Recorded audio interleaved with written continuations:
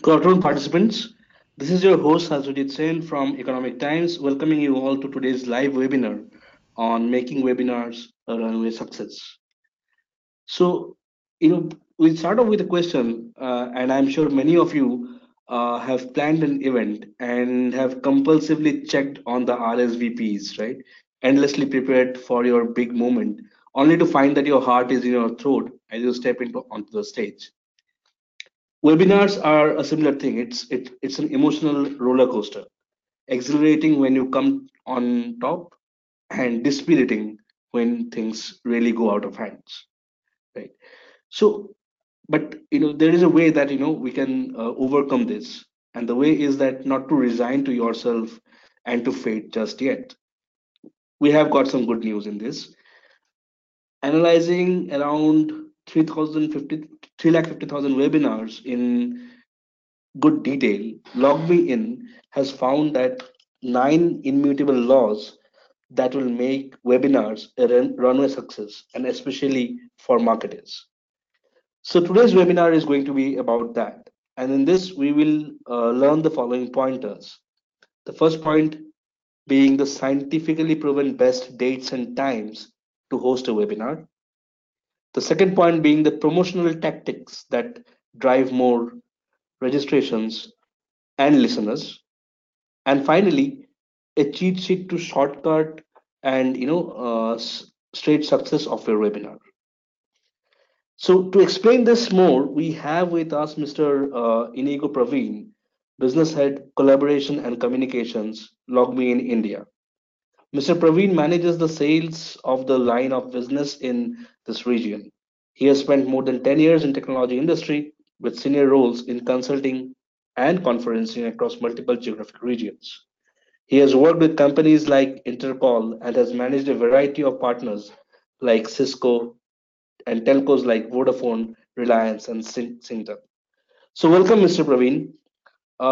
Before we start, I would just like to inform that there will be some poll questions in between, and I would like every one of you to participate and let us know your opinions on that. And after Mr. Praveen's session, we will open the round for Q&A. So, without much delay, I'm handing it over to Mr. Praveen. Thanks, guys, and thanks to all of you for being here. As most of you would know that GoToWebinar is one of the leaders in this webinar space. What we have done today is we have analyzed about 350 odd thousand webinars, which are the best webinars that's happened across our products, and we are going to give you this data, which is going to help you make your webinars successful and making them awesome. And as you see, this is a lot of data, and this can actually blow your brains out. So what we are trying to do today is give you something of a cheat sheet, which is going to help you look at how do I do my webinars today? What are the things that I can do it differently? And what are the small tweaks that I can make in these webinars so that over a period in time or in the near future, all my webinars are going to be awesome in terms of engagement, in terms of the outcomes that we expect. So uh, let's launch a poll. Let's understand the level of expertise that all of you as attendees have in the webinar products. Satrajit, if you can launch the poll.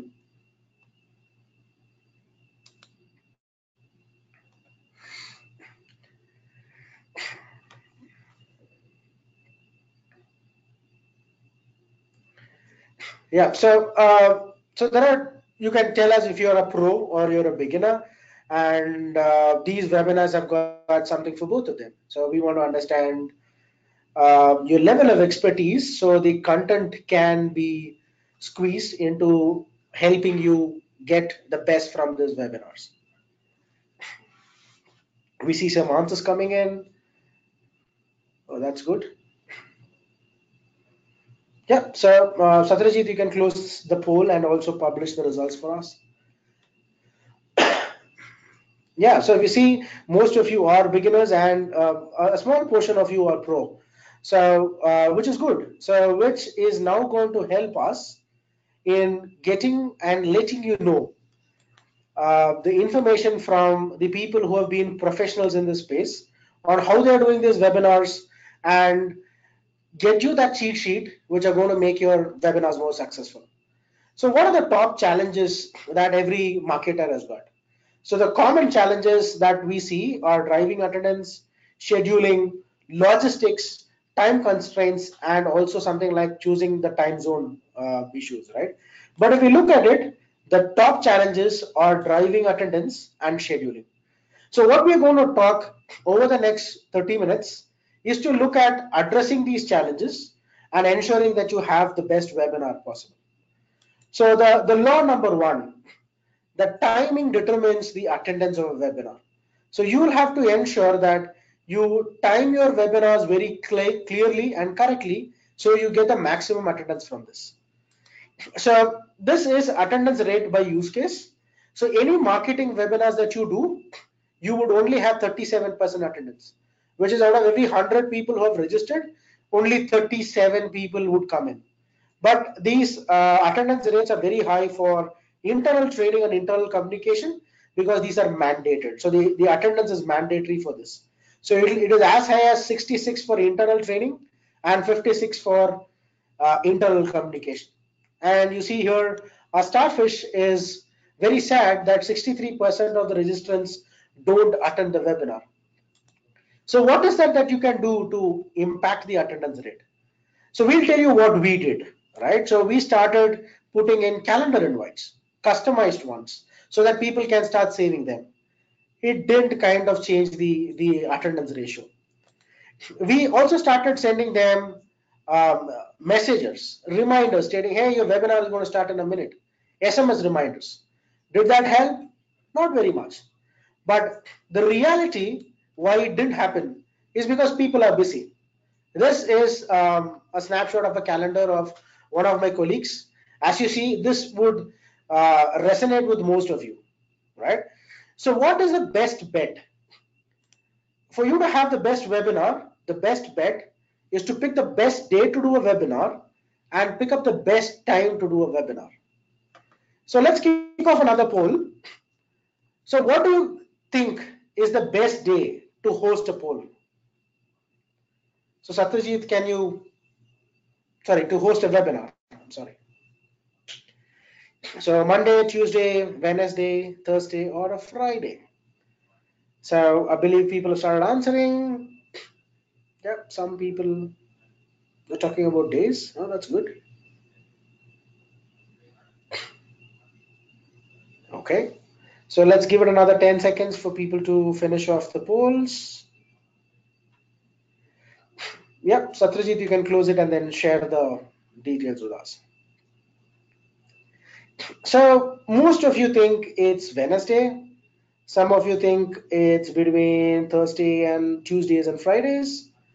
Yeah. So coming back.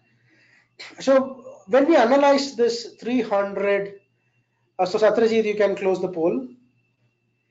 So when we analyzed our data across this 300 or 1000 webinars that we did, so the best days to host a webinar is Wednesday because it had 1.9% more attendance rate in comparison to the any other day.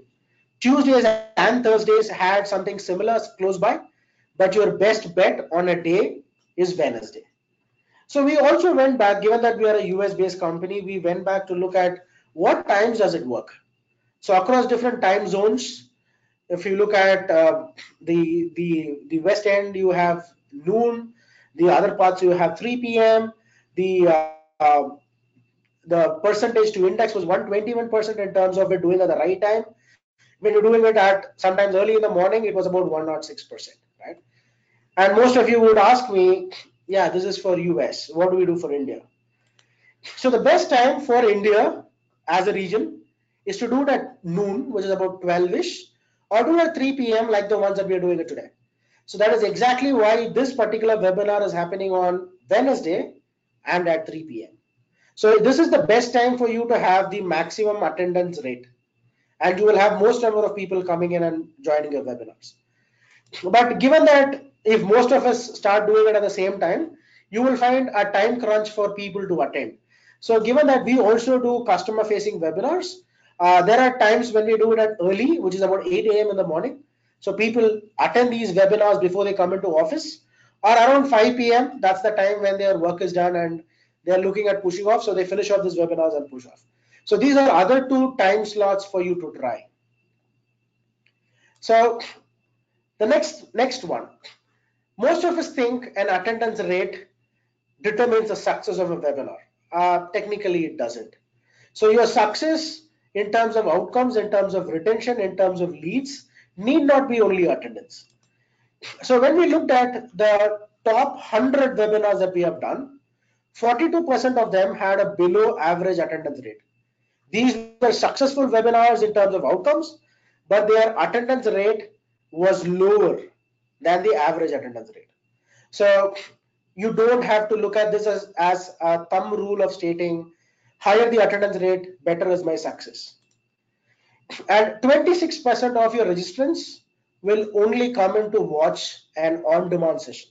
So they are coming in there for content, they are coming in there to look at it from an angle of understanding content, and they would want to do it at their own convenient time. So 26% by at any given date will not come in live. So you will only have to be contented with about 74% of the registrants. Law number 3, small title tweaks will increase your registrations, boost them by a big way. So for this, let me use a fantasy or a fiction, because it will help me relate it to this particular topic more easily, right? So I'm sure most of you know this. This is Harry Potter series. So let us launch a quick poll. Satrajit, or the other way to do this is, in case there's a poll, Satrajit, you can launch it, or people could just put it into the, yeah. So that's the poll that we have. So let's understand how familiar you are with the series. Are you a fan? Yeah, you like it, but not that great. You, people don't know, and some people hate it. Okay, so we do have some fans of the Harry Potter series. Okay, we'll give it another 10 seconds. Yeah, so Satrajit, you can close it and share the results with us. Oh, okay. So between the first two, which is people know and a fan, and people who know but don't like it that much, oh, it's great. So you'll be able to relate to the topic. Satrajit, you can close the poll. So, assuming that I was Harry Potter and I've come out of Hogwarts, I've become the biggest wizard in all of Hogwarts. I'm going to run a distance education program. So now I am tasked with creating the best distance education program that's possible, but I need to have registrants for that. So, and imagine me making courses on potion making or some dull topics, but I need to make it more interesting so that people are going to come in. So first, so don't give factual titles. The moment you say, hey, common practices in potion making, people are not interested. So I would lose 19% of visits. So 19% of people would not register for it. So how do I do it better? So I start using words like latest trends, the 2017 trends in potion making. What is this going to do? It's going to entice people to look at, hey, what is happening in that industry? What are they doing? How can I be the best wizard possible? So that is going to increase my registration of wizards by 12%. Good. So I have made progress from the minus 19 to 12%. Is there something that I can do even better? Yes. Start using words like new. New discovery. Saying potion recipe boosts concentration. The moment you use words like new, people are going to be excited about saying, hey, there's something new that I want to learn. What does this do? This increases my attendance ratio, registration ratio by 16% more. And does it end here? No, it doesn't. There can be some very vague topics. For example, like something like blockchain technology.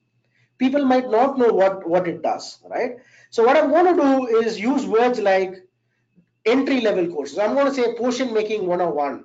So people are going to be interested in saying, okay, this is something new. I want to know about it. And this is a basic course. And as I told you, 26% of people are going to be registering for on-demand sessions. This will significantly increase your registration count. What does it do? It increases my registration by 31% just by putting words like entry level courses. Can I beat this? Yes. I'm going to use some of keywords like learn how to. So when I say how to, it's going to be a demonstration. That's going to increase my attendance or registration by 36% more, right? And if you think that this is the best that we could achieve, you're wrong. We have one more trick up our sleeve, which is going to drive attendance through the roof, which is using lists in your title, which is like 19 creative ways to use polyjuice potion to prank your friends. And then you use a hook like number 7 will blow you away. Moment there is this hook, people would want to stay and see what that number 7 is. And what does this hook do? It increases my registration percent by 43%. So if I do all these small tweaks, I can have somewhere close to 100 to 150% more registrations than what I normally used to have. So let's look at what the next law talks about. The next law talks about promoting an event very early. So unless you're going to promote an event early, you're going to not have those registrations. So 15% of your people will register 3 weeks in advance. And then you will have 33% of people who register on the day of the event. So if you don't start promoting these events 3 weeks in advance, then you will lose 15% of your registrations. And on that, if only 33% or 37% turn up, that is still 5 or 6 or 10% of extra leads that you would going to get. So ensure that you're going to promote your events at least 3 weeks in advance, 3+ weeks in advance. And 37% of hosts who have done successful webinars just promote these 2 weeks in advance. But if you look at the people who have had the best webinars, they have promoted their webinars at least 4 or 5 weeks in advance. And if you look at these percentages, it varies very significantly. Just by promoting it 4 weeks in advance, you're going to have up to 50% more registrations. So ensure that you are promoting your webinars well in advance. One of the other important rules or laws that you can do to drive success is to work with co-marketing people, right? So one of the common scenarios is to look at partners who have common agendas or common target audience and take the products to that. So one is when we look at what is the best promotion tactic, email seems to be the best promotion tactic. You will have 80% of the promotions done on emails. Then there are people who do it through employees and through websites. But when I look at effectiveness of this, email continues to be the biggest ones for us. And when if I consider this to the webinars, how we promote it internally as LogMeIn, 60% of this comes from our in-house list, 25% of it comes from the partner activity, 9% comes in from emails to the paid list, and 6% comes in from social. And an example of co-marketing is something like what we are doing today, specifically with Economic Times today. Both of us have a common target segment to whom we can take information to. We're working together, bringing you a webinar which can help you be successful in what you do, right? So before we go to the next law, let me run another poll. So given that we understood that what was the best day to run a webinar, what do you think is the best day to promote a webinar?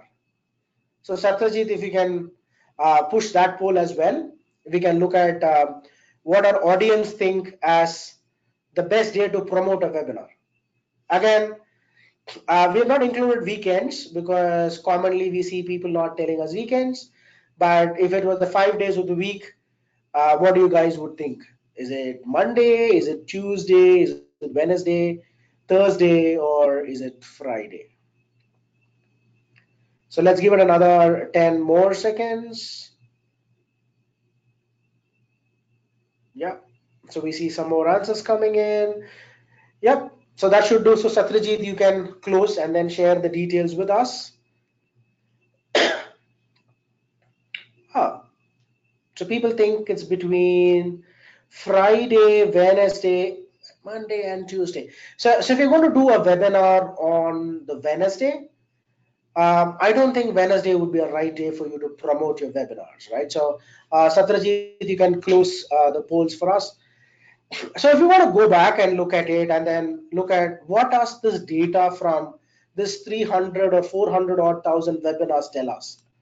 So Tuesday is the best day to promote a webinar because as you said, 33% of people are going to register just on the day of the webinar.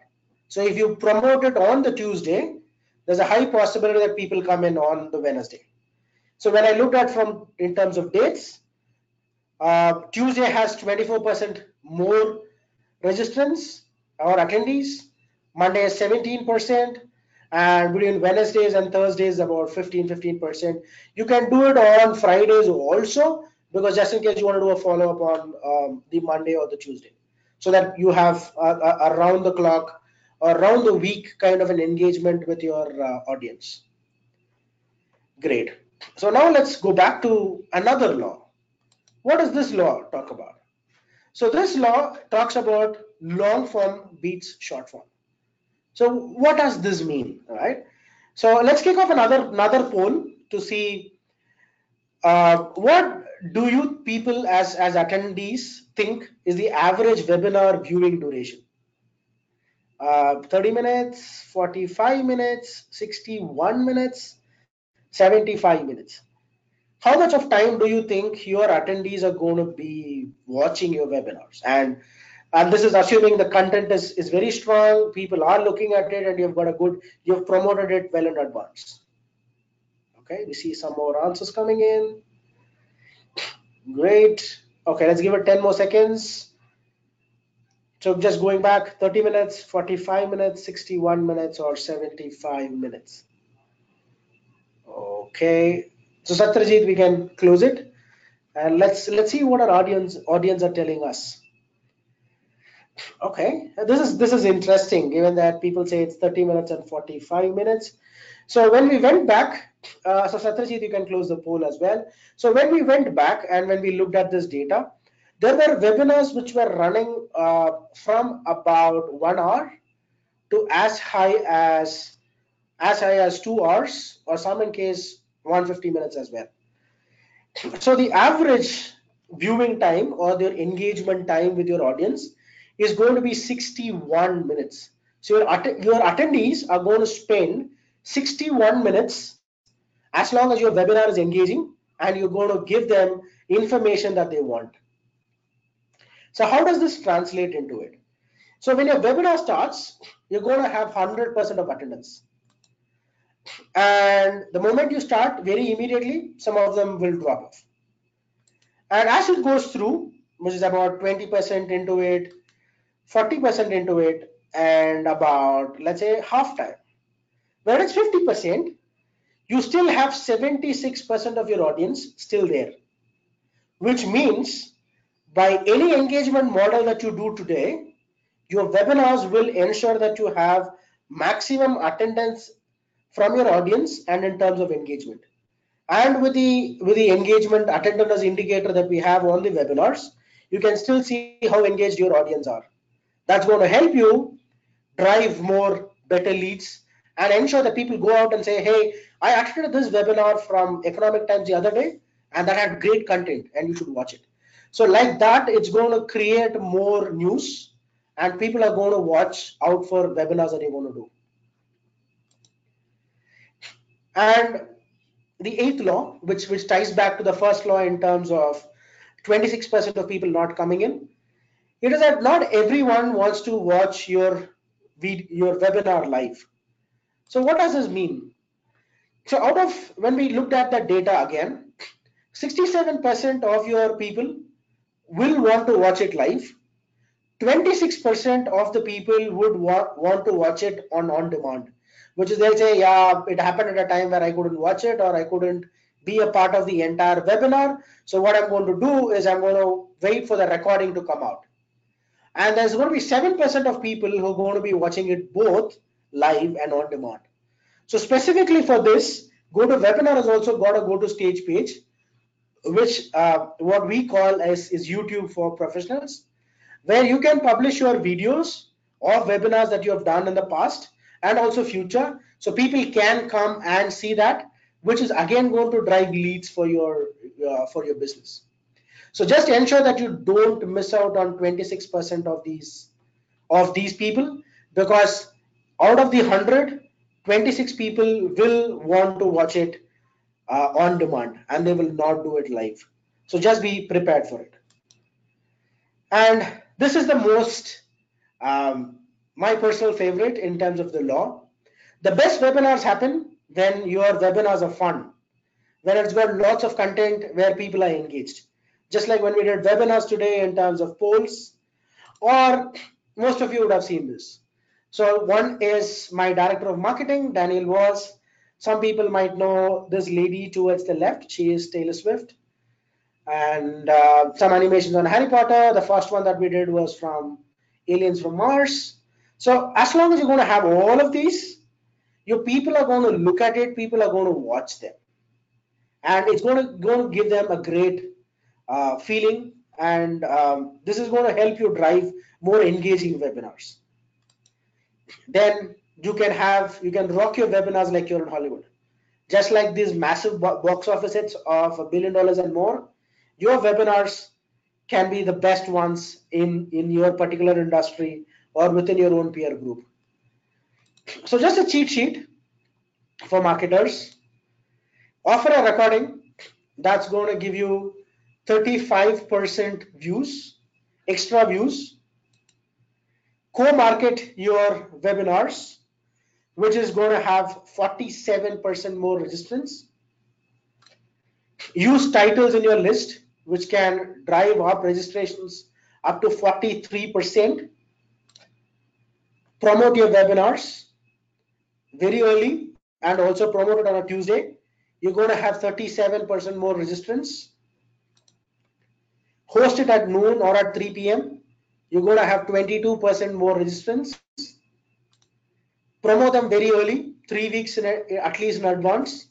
Again, 15% more registrants. And host it on a Wednesday so that it's going to have 2% more views. So I will leave here for a minute in case you guys want to take a snapshot of this, in case you want to use this cheat sheet and save it for the time being before I could run through to the next. But a request from my end is start using most of these in one form or the other. We have seen them successful for us. Pass on your feedback to us. That's going to help us look at how this is going to help more people in the future as well. So just reiterating, offer a recording which is going to drive 35% more views. Co-market your webinars with a partner of your choice, like what we are doing with Economic Times today, which is going to have 47% more registrants. Use list in your title. It's going to drive up registrants by 43%. Promote it early and promote it on a Tuesday. You will have 37% more registrants. Host it on a noon or a 3 p.m. 22% more registrants. Promote these webinars very early.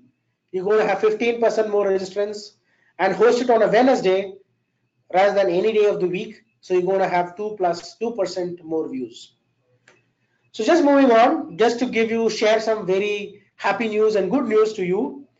So LogMeIn has been named once again in the Gartner's Magic Quadrant as a leader. This is the 8th time that we figure in that space.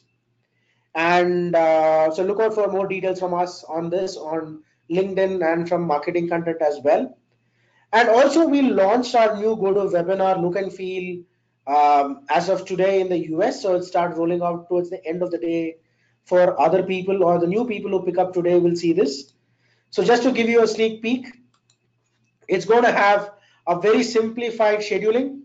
You can choose modes from the same page, and it will give you pointers. So for example, if you look at it right below the tiles, it talks about 84% B2B consumers will offer replace. So ensure that you choose it. So all this data is going to be available for you when you schedule your webinars, which is going to be super easy and super helpful for you. The dashboards are responsive. It will give you sneak peeks. The tiles will are dynamic. It will tell you how many people have registered in real time. You can compare. It'll give you data about panelists. You don't have to jump into different pages. And the dashboards are very dynamic. You can compare webinars across multiple filters. So you can look at data across your webinars that you did, your attendance rates, your attentiveness ratios and stuff. So it will let you know how do I plan my future webinars. So just try a go to webinar as well, and give us your feedback. So Satrajit, back to you, and we can open it up for Q&A when you're ready. Thank you, Mr. Praveen. Hope we all had a good time on this with the session. So we have a lot of questions coming in, and I am just taking the questions one by one. So first of all, we have Mr. Atit asking us. We have we have an audience across US, Europe, and India. So what Mhm. time should we target for the webinar? Currently, we do at around 8:30 p.m. IST. Mhm. So generally, given that you have people across multiple time zones, I would ask you to pick and choose the time zone from which you expect the best participant ratio. So for example, if you're expecting a very high attendance ratio from US, try and do it in a time which suits the US. As I showed it in my PPT, 3 p.m. would work for the West Coast. Sorry, 12 p.m. would work for the West Coast, where 3 p.m. would work for the East Coast. Again, it becomes very crucial for you to do it. And other scenario that we could suggest as a part of GoToWebinar is that we have a functionality called a Simu Live. What it basically does is it takes a classic webinar, pushes it as Simu Live, so that for the end participant it looks live. So instead of you ending up doing 3 webinars, you just do one webinar, repurpose that twice. So you do it at the time zones where it's the maximum attendance ratio for those regions, and you get the maximum from it. Great. Thank you, Praveen. Uh, we have Mr. Anand asking us, what are the other products that LogMeIn offers? So LogMeIn, we are a billion-dollar company at the moment, with about 1.2 billion dollars in revenue, with a market capitalization of about $6+ billion. So we have three business units. There is collaboration and communication, and I head that for India at the moment. And this business unit contributes to about 60% of the company's revenues.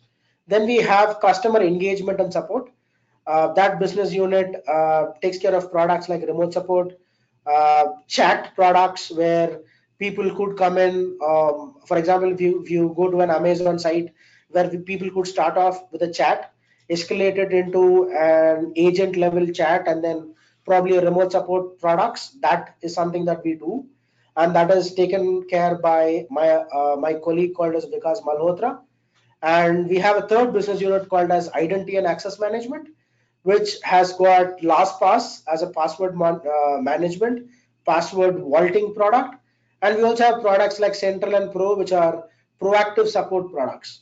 So we have products ranging from something as small as an audio conferencing or proactive support on your systems, right up till webcasts to complicated customer journeys with remote support.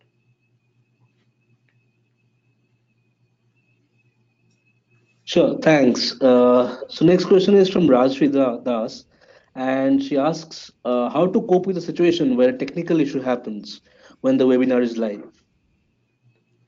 So, okay, so let me put this as part of.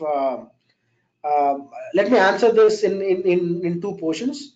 One is, given that GoToWebinar is a very simple to use product with people, we don't see too many people coming and complaining, stating I was not able to attend my webinar, or I clicked on it and I was not able to join. So that's not a scenario that we generally face. So people love this product, and that's the reason that we are the market leaders in this space. But what we also do parallelly is, for some people who are setting up their webinars for the first time, or they're going to have a very super important webinar where they have a paid speaker, we do have a paid service where we manage that webinar end to end, right from support to like how Satrajit is doing it today. There'll be a moderator who manages it, drives the Q&A. So we do have a paid service as well. So which should help you get started and get in sync with the product as well.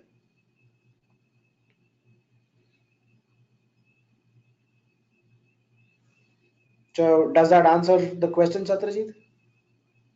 Yes, yes, it does. So I'm just going to the next question. Yeah.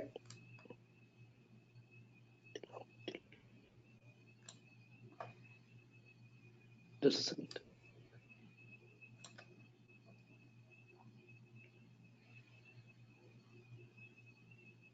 Yeah, so we have Mr. Ninad asking us, till now, how many webinars have you given on the go, on the go to webinar on this tool effectively?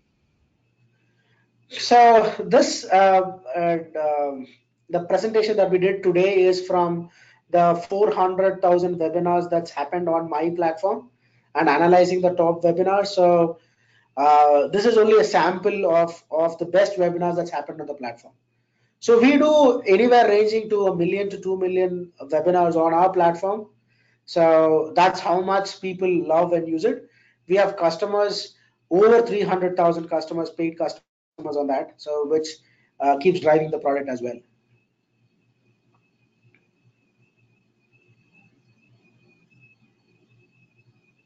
Thanks, Praveen. Praveen, we have an interesting, question here from Mr.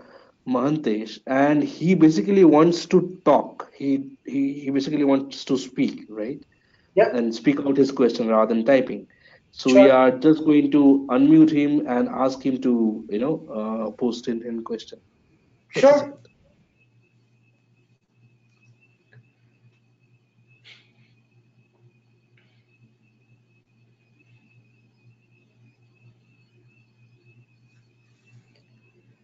So Satrajit, once you unmute him, he also has to unmute from his side.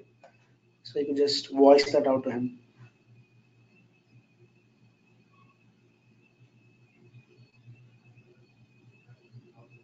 Okay, so he has just left for some time. I think we are getting him back. We're trying to get him Sure. back. In the Sure. meantime, we'll move to the next question. So Sure. here is a question from Priyanka, and she asks, "We are struggling with the retention rate. We are hardly getting 30 to 35% of attendance. What Mhm. measures should we take?" So as I ran through in the webinar that I just did, so a couple of them would be to look at tweaking the titles, right? So most of the scenarios when your titles are very vague or titles are very hi-fi, people don't register for them. So ensure that you make your title tweaks so that it resonates with people. People are interested using the hooks. People are interested to register. And second, more important, look at the right time to do it. So look at doing it on a Wednesday at the right time so people come in. And most importantly, ensure that you're engaging with your audience. Ensure that you start off with an icebreaker. So some of the other webinars that I do, we start off with a David Hasselhoff kind of an opening, where we relate to the Baywatch series or the Game of Thrones series. So we try and set a different context to that webinar. So people are engaged, looking out for, hey, what's coming new, right? So as long as you use some creative tactics, like keeping them engaged, your attendance ratios are going to be very, very high.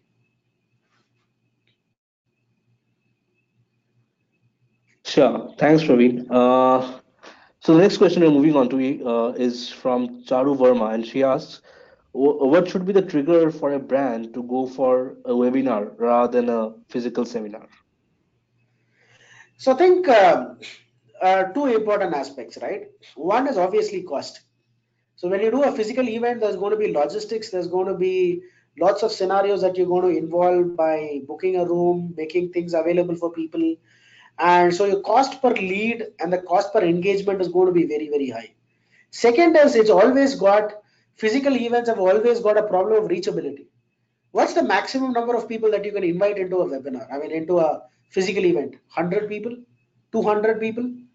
I mean, just imagine you going to do a 200 people webinar, seminar, amount of logistics that you're going to run into, right? A virtual event is going to help you scale up, reach to about 2,000 people at just one shot. And you can repurpose that content multiple times. Imagine the cost that you would do by doing 10 physical events.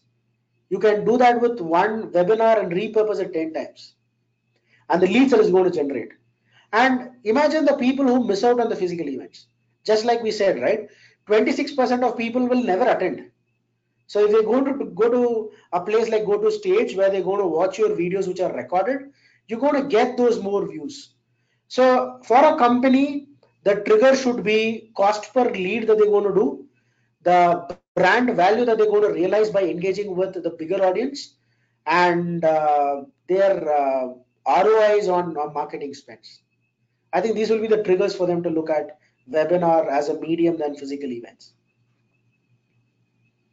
Thanks, Praveen. We're moving on to the next question. We are getting some very interesting questions, right? So here is Kishan asking us, how about the registration page content effectiveness? Is there any best practice that you can share with us? So the registration pages are done in two methods. One is go to webinar. The product by itself has got a registration page that you can customize with the amount of branding that you want to do.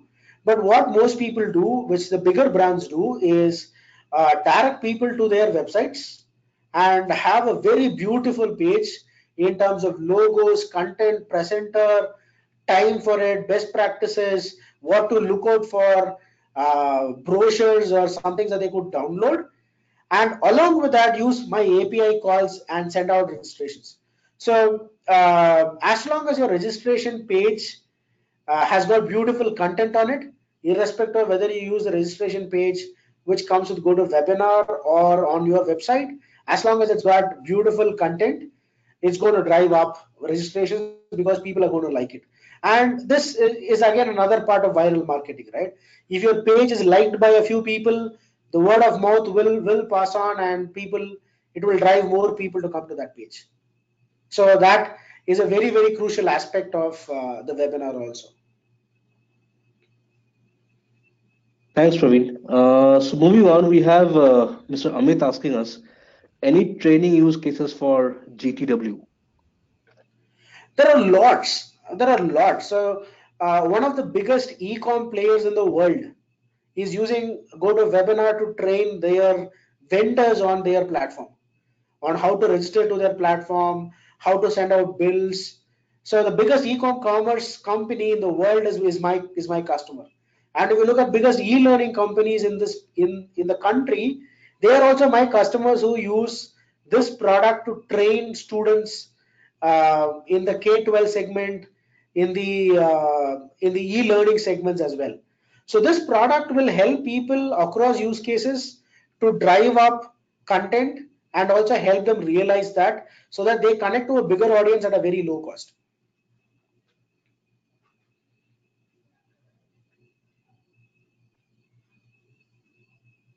So Satrajit, I hope that answers the question.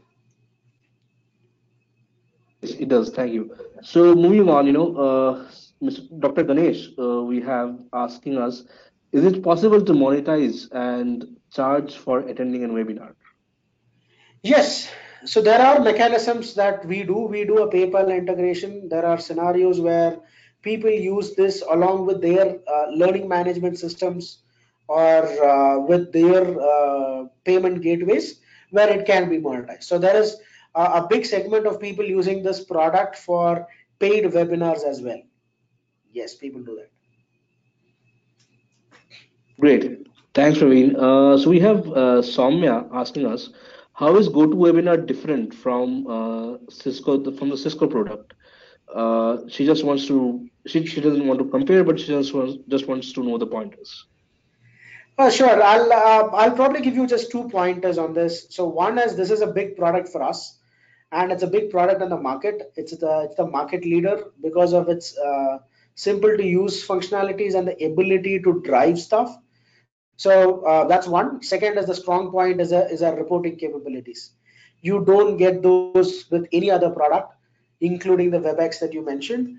Our reportings are very deep. It will drive down to attendee attentiveness level to attendee interaction levels.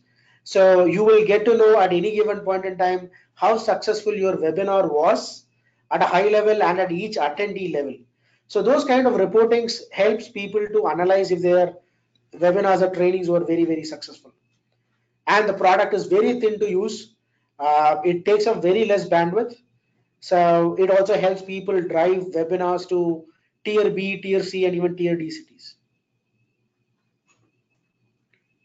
Sure, thanks. So moving on to the next question, how much content is good for an invite, EDM? Say 2 paragraphs or 8 lines or a detailed version. Any best practice that you can share with us? I think uh, I think it also depends upon the topic that you're going to talk about. So that's why what we always try and say is have a title which talks about what you're going to talk.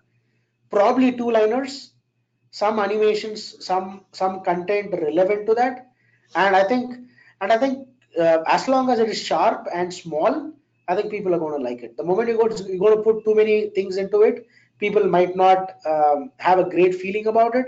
So ensure the titles are right, ensure that the content is very crisp to the point, and some great animations or some great presenter infos. For example, you could say, "Hey, Satya Nadella from Microsoft is presenting, and these are things that he's going to cover, which can also drive up attendee registrations for your webinars." Thanks, Praveen. So moving on, we have Ms. Jasleen asking us, what are some of the key metrics to evaluate the performance of a webinar, like pre and post event?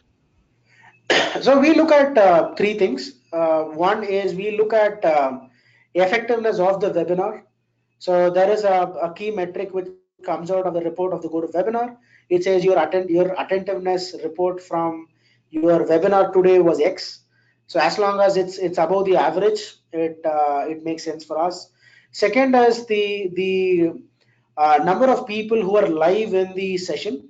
So as I told you, at 50% of the webinar time, if you still have 76% of your registrants, then you know that the content is being related to them.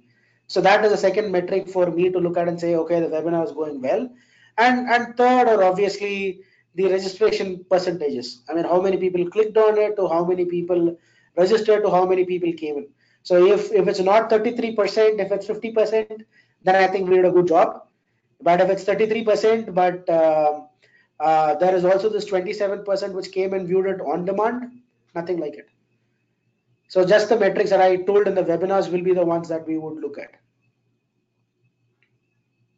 Thanks, Praveen. So we're moving on to the last question of the afternoon, and this is from Apoorv Jain, and he asks, any library with the example of some good, case studies around webinars that we can access in low cost?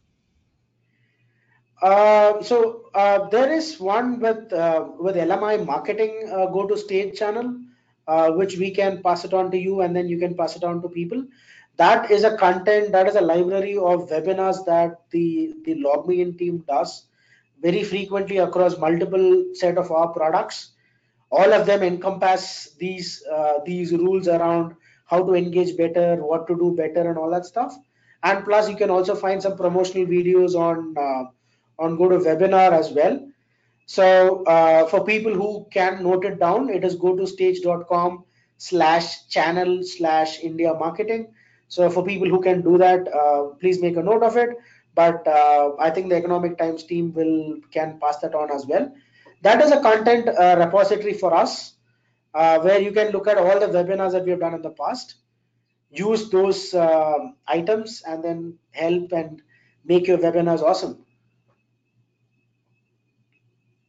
Great. Thank you, Praveen. With this, I think we have come to an end of today's webinar. I would again like to extend my thanks to Mr. Inigo Praveen for sharing his knowledge and understanding about the subject. And I would also like to thank all the attendees who have participated with their questions, and I hope they got that answered today. Here's hoping that all our discussion so far will help our attendees to start their webinar success for their business. And until we next meet next, we'll request everybody to stay tuned to ET Brand Equity and read us. Thank you so much for today. Thank you. Thanks a lot, Satyajit. Thanks a lot, guys. It was a great webinar as well. Thank you.